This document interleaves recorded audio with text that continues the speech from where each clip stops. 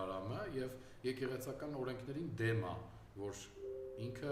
անցկացնի պատարակ, անցկացնի թաղման արարողություն, անցկացնի հարսանիք կնունք, որովհետեւ նախ ինքը չի կարողանալու փաստաթուղթ տալ, որին ի պատասխան միշտ ասում է ինձ այդ հարցը մի տվեք էլի, այսինքն ոնց չտանայ հուդա, դու մարդ ես ամուսնացնում ու դրա փաստաթուղթը վկայականը չես կարա տաս, այսինքն դա կեղծ է,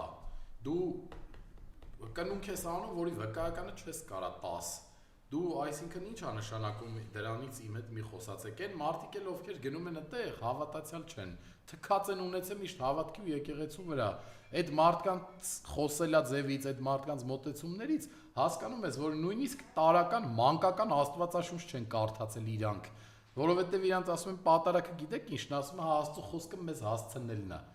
ասում է դե թող Տերը հիմի Աստծո խոսքը մեզ հասցնի, ինձ Տերարամը պատարակ հանի,